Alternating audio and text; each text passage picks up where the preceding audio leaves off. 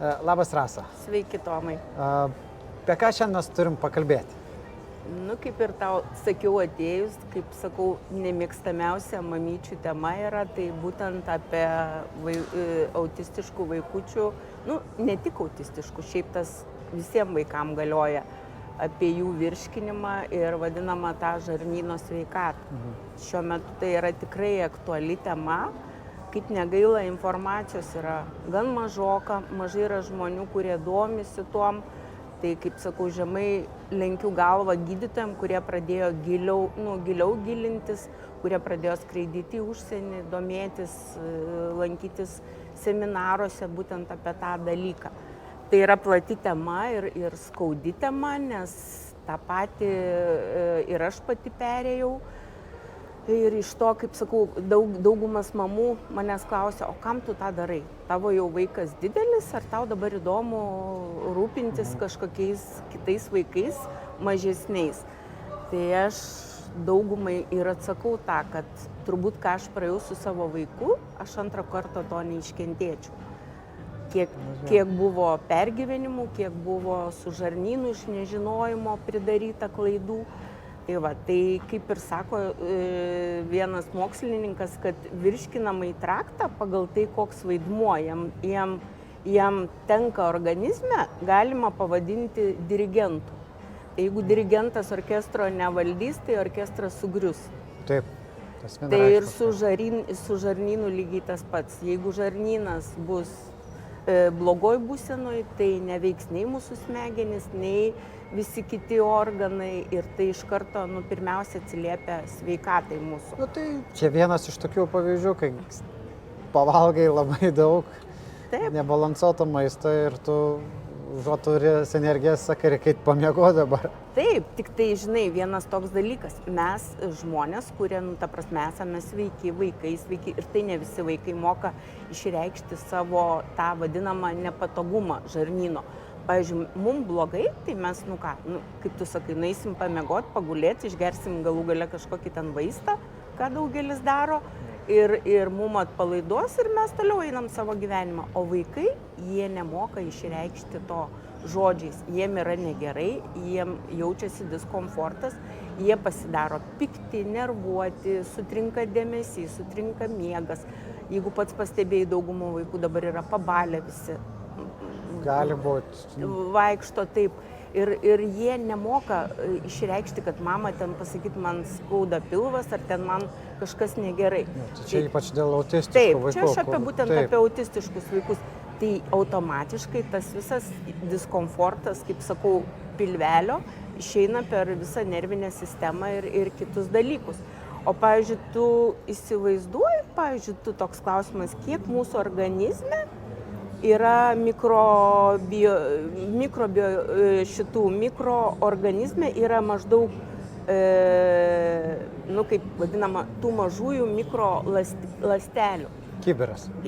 Ne.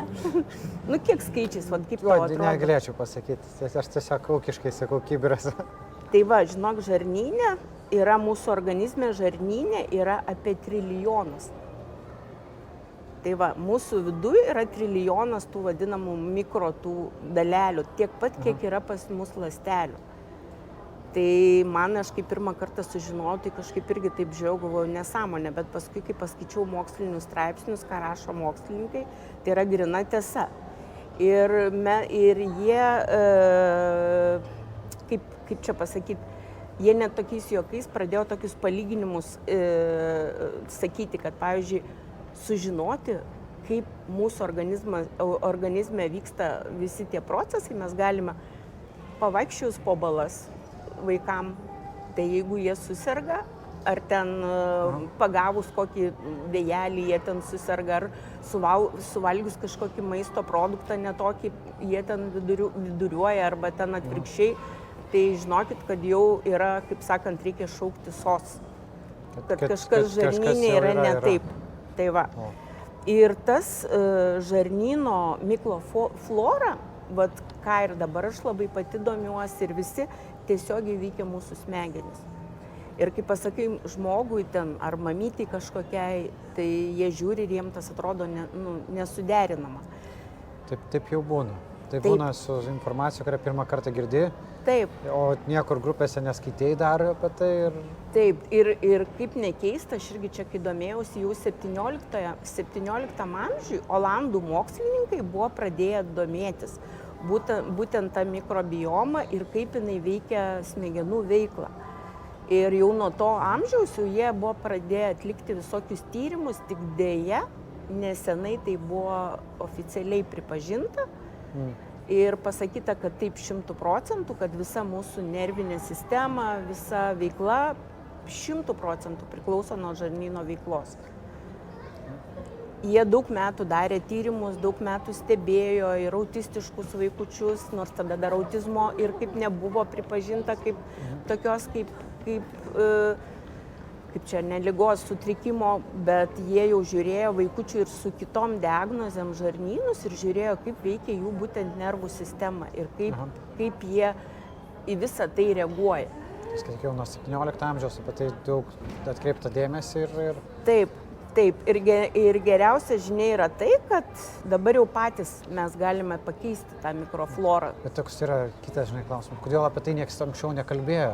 Nuo 17 amžiaus daromi tyrimai, tai atkreipta dėmesį ir visą laiką buvo tyla. Žinai, Tomai, aš tau pasakysiu savo pavyzdį, daleiskim.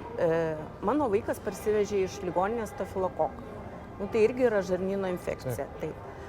Nuo ko tas prasidėjo? Pirmiausia, jisai klykdavo. Neverkdavo, bet klydavo dieną naktį. Mus guldydavo į ligoninę ir dažniausiai ką skirdavo? Antibiotikus. Taip, čia standartiškai. Taip, ir aš kaip dabar jau pamiršau, kaip sakau, per tą savo įtampą ir aš kaip pažiūrėjau vaiko kortelę dabar vaikystės, tai pasirodo mes vien tik tai dėl to iki 3 metų esam gavę gal 7 rūšių antibiotikus. Bet mums niekas nesakydavo, kad po tų antibiotikų reikia dar atstatyti organizmą.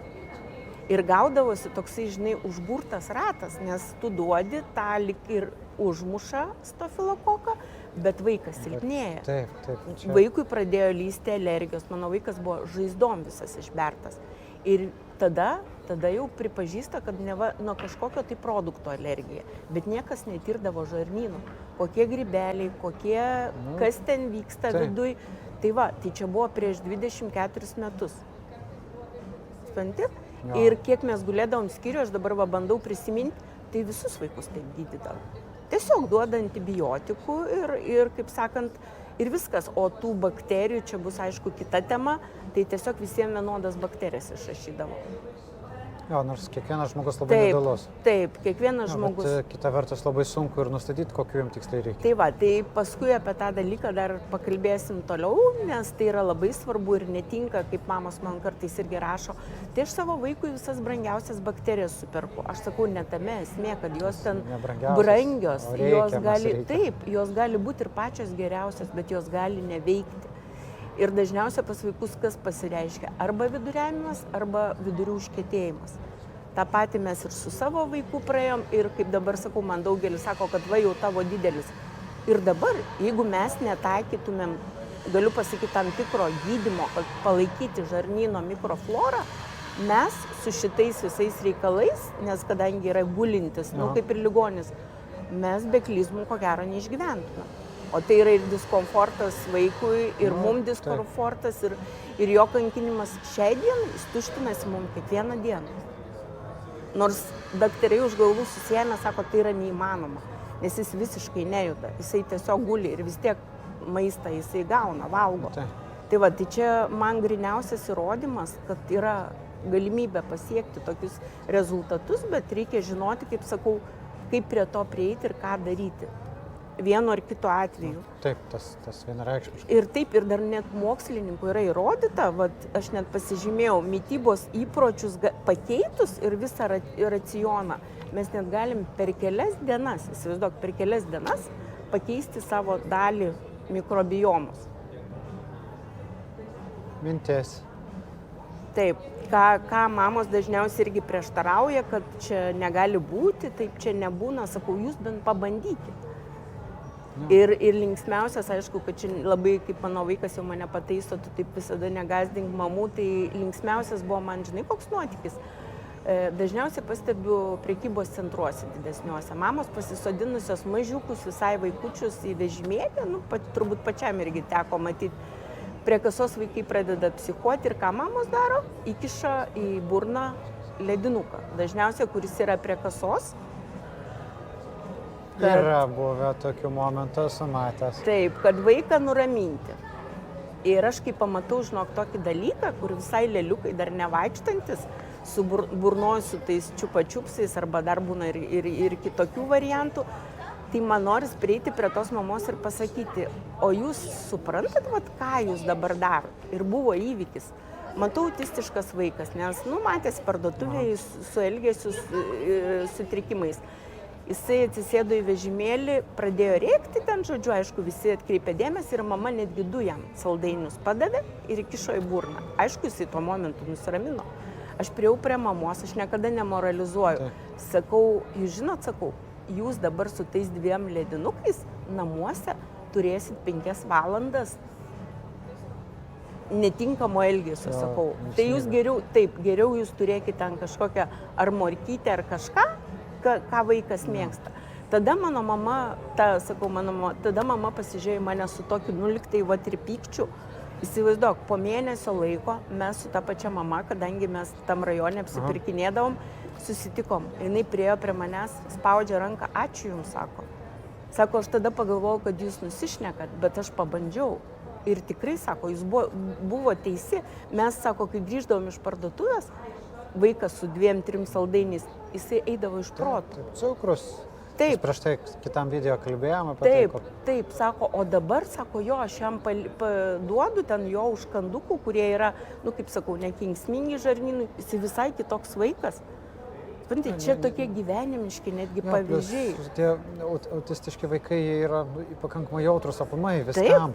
Bet koks trigeris ir kitiems, žinai, tas saldainis vienam vaikui gali būti nieko, šitiem vaikams, kai kuriems gali būti toks paskutinė ta vyšnia ant torto. Taip, tai ir supranti, čia, kaip aš sakau, čia ne mano išsigalvojimas, tai jau dabar yra labai daug mokslinių ir tų tyrimų, ir mokslininkai domisi, ir ačiū Sauliui, kad jisai irgi gydytojus atveža iš užsienio, kurie daugiau jau šneka tą temą, nebijo kalbėti.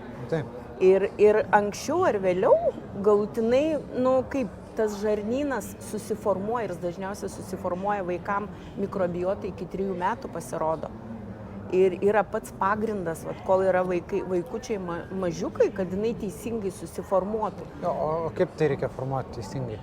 Teisingai formuoti visų pirma maistas. Aš ko nežinojau, tai ne tik maistas pasirodo, ir visi skalbikliai, indų plovikliai, netgi drabužėliai, kai kurie irgi turi įtakos. Tas man irgi buvo naujovė po vieno amerikiečių mokslininko išvadų. Aš galvojau, o kaip tas yra surišta. Bet dabar, žinai, beklausant toks jausmas, kad ir ką tu darytum, tam vaikui bus blogai. Ne. Bet čia turbūt labai yra irgi individualus dalykas. Taip, tai ir sakau. Ir aš visada mamoms sakau, jūs rašykit, jūs klauskit. Čia normalu, kad paprastas žmogus, kuris nesidomi, jisai net neįsivaizduoja, kas yra ir prie ko. Taip. Tai yra normalu, nes aš kol pati nesidomėjau, man irgi dauguma dalykų atrodė, tiesiog kalba nesąmonės. Bet kai pradėjau, sakau, aš jau tą analizuoju, mokinuos 6 metai. Ir kuo toliau mokinuos, kuo toliau domiuosi, aš matau, kad tikrai mes galim pakeisti vaikų sveikatą. Žinai, gaila toks, kad tai nėra kažkokio tai standartizuoto proceso, kur kiekvienas turi pereiti per vienus ar kitokius dalykus, kad atrastų, kas jiems labiausia, kas įtaką daro. Taip, bet jau žinai, ir mokslininkai dabar kaip aš sakau, pilnai kalba, kad mityba, kurioje vyrauja pagrinde cukrus, gyvūniniai riebalai, visokie, kur mes jų gaunam ir šiaip per viską. Netgi kaip aš galvoju, anksčiau man buvo keista per elementarią duoną, kur tokie vaikai irgi labai mėgsta visus. Mes esam kalbėję apie omega-3, kur būna, kad ypač autistiškiam vaikam, kad omega-3 turėtų būti kuo grinesnis, be omega-6, 9, nes mes jos gaunam, omega-6 ir 9 gaunam taip iš kasdienio maisto, o omega-3 jau turim Taip, tai žuvis atitinkamai aliejai. Taip. Ir mes kitą kartą perkam papildus, kai jau su omega 6 ir 9 kas eina ir ko pasakoja. Taip, tai tada tiesiog vaikai, va, tai aš ir va, tą noriu paminėti būtent, kad vaikai tampa dirglesni. Taip. Sutrinka miegas, vaikai tampa dirglumas atsiranda ir tada jau, kaip sakau, mamos skuba pas neurologus. O neurologai, kaip šiai dienai, žinant, jie per daug ir nesigilina, nes ne jų ir čia specialybė. Jie žiūri neuro visokias ligas.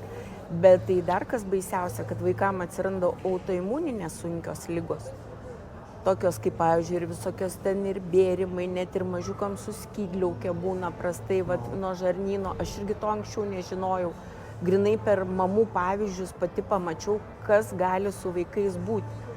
Aišku, tą autoimuninę ligą ir mano sūnus turėjo, vat, sakau, nuo tų antibiotikų, nuo visos tos pažeidimą to, tai kai jį berdavo pastoviai, ne tai, kad žaizdom, atvirom žaizdom, įsivaizduoju, kaip vaikai kankinasi. Tai mum ko ten tik tai buvo neprirašę ir alergijų, ir visokių, nes, irgi tuo metu, tiesiog nežinojo gydytojas. Ne, bet čia tiek daug metų atgal aplamai, kur daug kas tos informacijos gal ir buvo, bet jinai yra pasiekiama, tiek buvo sudėtingai. Dabar internetas, tai viskas yra jau sudėta. Taip. Dirbtiniai intelektai. Tai jau ir žinai, man patiko šiandien, kaip tik klausiau dar lekciją, va, tos gydytojos, kurios va, ir knygą skaitau, kad rūpinimasis žarnynu yra viso gyvenimo reikalas. Tai yra gimęs žmogus ir jau reikia pradėti rūpintis. Taip. Ir nesvarbu, kokiam amžiui jisai bebūtų. Kas sako, kad žinai, kad dedam į vidų. Taip. Visą tai atsispindi. O vat simptomai irgi šiandien kaip tik su gydytoja bendravom, kur jau tikrai reikia pirmiausia kreiptis pas gydytojų, tai bliškumas atsiranda pas vaikus, vieniem svorio kritimas, kitiems svorio staigus augimas. Nebūtinai vaikas turi, kaip sakau, pūsti. Tada pastovus nuovargis. Vat irgi dauguma mamų rašo, aš nežinau, kas tam vaikui yra, jis pastoviai pavargęs. Jisai vaikas net atsikelia ryte, jis jau būna pavargęs po miego. Toliau lėtinių visokių ligų paūmėjimas, tai yra visokie sirgimai. Pavyzdžiui, kad ir ta pati pasikartojanti angina, ko aš irgi anksčiau nežinojau, ar ten sloga, ar ten koks plaučių kažkokios ligos. Pasirodo, tai irgi yra tame pačiame, kaip sakau, spektre. Tai va, ir dar, aišku, tai yra miegas ir padidėjus agresija. Ypač pas šitos vaikus pasireiškia taip. Tai jau atsiradus va, šitiem dalykam, taip pat alergijom visom, virškinamojo trakto sutrikimų, pirmiausiai reiktų ne užsiimti savigydą, o kreiptis pas gydytoją. Bet jeigu irgi ateini pas gydytoją, jisai pasižiūri ir... Taip, tu teisus. Šiuo metu ateini pas gydytoją, jisai pasižiūri ir jisai skiria tik pagrindinį ten kraujo tyrimą arba ten elementarų ten šlapimo tyrimą. Tu jau pats turi žinoti, atėjęs, ką pasakyti gydytojui, kad pasižiūrėtų ir ką atkreiptų dėmesį. Bet tada susidurėm dar su tokia bėda, kai ateina mamos, mamos gydytojos, negražu žinai pasakyti, bet super mamytės, kurios jau viską žino ir ateina gydytojai pradeda aiškinti pas mane. Dabar, žinai, paklausys šitą teisės, aš ten girdėjau, čia kalbėjau apie žarnyną, mano vaiko žarnyną, gal iš tikrųjų jam kažkas kitas yra. Ir spausant to daktaro žarnyno. Ir kitą kartą daktarai tiesiog ranko numoja, reikia gydykitės patys. Žinai, Tomai, va dėl to mes su tavim ir filmuojam šitus visus laivus, tai yra tiesiog suteikiam informaciją, kad mamos pačios žinotų ir domėtųsi plačiau apie šitos visus dalykus. Mes čia tikrai pratęsim ne vieną pokalbį, tiesiog, kad jos nebūtų žalios, kaip aš sakau, atėjusios, bet tiesiog žinotų. Toks, kur tada, kaip sakoma, visą tai, ką mes kalbam, kad neimtų už pinigą, taip. O tiesiog pamastymai, kas yra ir kodėl visą tai vyksta ir ką galimai gali būti, ką reikėtų atkreipti dėmesį, kas dažnai praleidžia pro akis. Taip, nes, žinai, aš tau pasakysiu, aš irgi taip atrodo galvoju, gal mūsų čia tie pokalbiai šypsau, bet po mūsų pokalbio aš tikrai gaunu žinučių, kur mamos pasižiūrėjusios jau atkreipia dėmesį savo vaiko vieną ar kitą problemą, kurią mes su tavim aptarėm. ir jos jau pačios gali spręsti, kur jom kreiptis, reikia patarimo, visada sakau, kartojus, tegul rašo, tegul skambina, aš visada patarsiu, kur kreiptis, pas ką kreiptis, nes yra praeitas kelias tikrai. O jeigu taip apie kreipimas ir pasakytas, tarkim, tie 5 žingsniai, kuriuos reikėtų padaryti. Atkreipiau dėmesį ir ką man dabar reikėtų daryti. Tai pirmiausia, aš irgi net pasižymėjau, žinai, kad nebūtų čia, kai sakau, aš galiu kalbėti ir kalbėti. Tai pirmiausia tyrimai, tai pirmiausia testas yra atliekamas, kuris atliekamas iš kraujo, pagal kurį reikia pasižiūrėti maisto netoleravimą. Tai yra pirmasis tyrimas. Atliekant šį tyrimą yra nustatomi antikūniai, rodantis, pavyzdžiui, padidėjimą konkrečiam maisto produktui. Tai yra elementarus tyrimas, kuris atliekamas visur. Tik reikia, kaip sakant, žinoti, ko prašai. Ir aišku, šitas tyrimas yra vienas iš brangiausių šiuo metu pas mus, nes jį galima atlikti, nebent tik atsigulus į ligoninę arba privačiai. Tai va čia jau tas toksai iš brangesnių. Antras tyrimas, pats paprasčiausias, kaprograma. Tai yra išmatų tyrimas, kurį mum darydavo visada, jeigu tu atsimeni, kai buvai mažiukas, tėvai. Dabar ar daro kas? Nemanau. Aš net nežinau, mano mažėlis dar netoks užaugęs. Tai va, o šiaip kaprogramą reikėtų daryti jau vaikučiam nuo 2-3 metų. Plus, jeigu dar turi, o dabar daugumas turi gyvūnų namie. Taip. Tai yra kačiukų, šuniukų ir kitų pūkuotų. Čia tikrai jau reikia tikrintis. Jo, ir kitų pūkuotų gyvūnėlių. Tai va, vaikam tokiem reikia būtinai. Netgi į metus porą kartų yra. Nes nuo gyvūnai prineša visokių dalykų. Taip, čia mes dar apie tą irgi pakalbėsime. Šuo prilaižė kažką miške, tie lyštelė. Ir čia ir paprastai ir žmonėm yra rimtos lygos. Taip, tai čia, žinok, ne tik vaikus liečia, čia ir suaugusius pakalbėsim ir apie tėvus vėliau. Tai va, apie kaprogramą. Kaprograma tai yra išmatų tyrimas, kuris leidžia vertinti žarnų kasos fermentų aktyvumą. Taip, ir virškinimo sistemos pajėgumą, galimus uždegiminius procesus žarnyne. Tai ne vien tik tai, kad tu pasižiūrėjai ir ten, vienu žodžiu, kai aš dabar daug mačiau atsakymų, nerasta, o kas toliau. Kaprograma turi būti išplėstinė, o ne tai, kad ten kirminų nerasta ar ten dar kažko ir jau... Jo, bet irgi, tu tada ateidamas pas gydytoją irgi turi sakyti, ko tu nori. Taip. Nes ateisi pasakysi, noriu kaprogramos ir tau padarys tą standartinį. Ir dar matai, pavyzdžiui, aš irgi daugumai mamų sakau, kad tai yra ne vienkartinis tyrimas. Dėl to, kad jinai yra tiksliausia kaprograma, ko irgi nežinojau, kada yra vadinamo to grybo augimo kandidos augimo stadija. Tai yra pats viduriukas. Jeigu tai yra tik pradžia, tu gali ir nepastebėti. Tai va, tai norint pastebėti, tai reikia daryti, pavyzdžiui, pasidarai profilaktiškai, po 6 mėnesių vėl pasidarai. Tai kas pusę metų? Taip, rekomenduoju. Aš galvoju, kad dažniau net. Ne, tai va, tai mum, pavyzdžiui, man tėvai taip ir darydavo. Aš kiek atsimenu, nes aš irgi turėjau problemų su alergijom, kur paskui visai išsiaiškinom, kad čia buvo ne alergijos, o buvo žarnyno problemos. Tai va, tai paskui trečias toksai, irgi toks tyrimas, nežinau, ar jisai aplamai labai plačiai atliekamas, tai chromatografija. Ar esi girdėjęs apie tai? Žodį esu girdėjęs, kaip tai veikia, iki galo negaliu pasakyti. Tai va, tai tokie tiksliniai tyrimai, mikrobų vadinami žymekliai yra daromi vaikam, kurie rodo net cheminių medžiagų vienokių ar kitokių, kokių yra organizme. Jo, ir kai kurių mikrobų, kurių neparodo pati kaprograma. Tai jau čia toks išplėstinis tyrimas. Ir jisai galima net ir neišmatų daryti, galima daryti ir iš kraujo, ir kai kur daro iš šlapimo. Tai kad jis būtų tikslinis. Tai va, tai jisai, tinkamas visiems praktiškai. Ir šiaip vaikam, ir suaugusiam visiems. Šiaip tai ir iš esmės šitos tyrimus būtų gerai bet kuriam vaikui praeiti. Taip. Nes pažiūrėk, alergiški dabar yra aplamai visi vaikai. Kiek man teko susidurti aplinkoje. Tas baisu. Aš kai skautos ir stovyklas, kai mes organizuojam, Tai va. Tai vienas alergiškas vienam, kitas kitam, trečias kitam, ketvirtas ir penktas iš vis kažko kito nevalgo. Taip, pavyzdžiui, vat paklausius tėvų, nu taip, dėl įdomumo, nes aš visada klausiu, o jūs esate tyrę mikrobiomą, žarnyną, tau iš karto pasakys, ne. Mes tiesiog geriam nuo alergijos vaistus. Daktaras tai pasakė. Taip. Atėjo patikrinos. Tai va.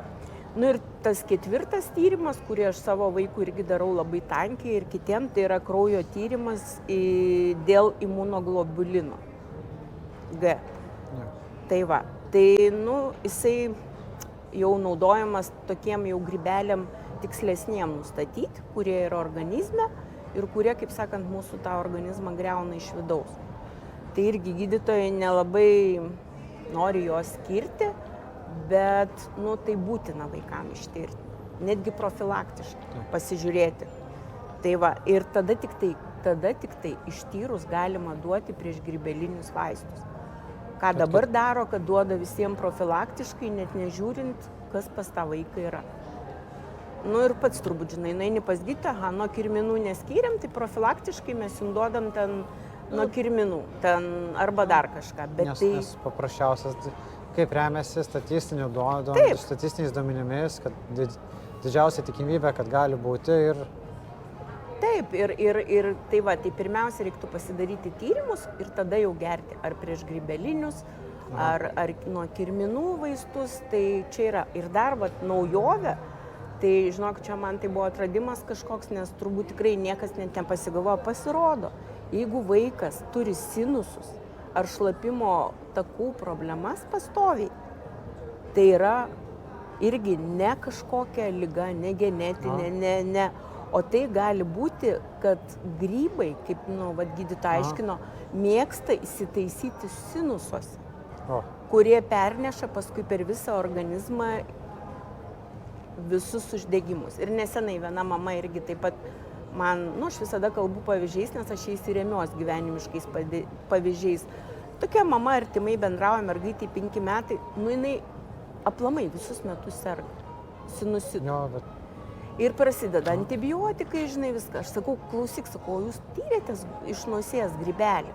Jinai taip į mane pasižiūrėjo, sako, koks gali grybelis būti... Iš tikrųjų, koks grybelis gali būti nosyje. Jo, nosyje. Aš sakau, taip, būna, jūs nežinojot, tai jinai pravažiavo, gal po kokius 4 gydytojus Vilniui, kol nuvažiavo į mano irgi parekomenduotą gydytoją, kuri labai domisi tais dalykais ir taip atrado nosy grybelį. Ir pasirodo, tas grybelis jai sukeldavo vadinamą sinusą ir vaikas. Ir netgi sakė gydytoja, kad atauga adenoidai vaikam. Ir jie kartojasi, nes jeigu tu neišgydysi iš vidaus, nepanaikinsi to grybelio, jie vis kartosis ir kartosis. Tai čia man irgi buvo, žinok, tokia naujovė.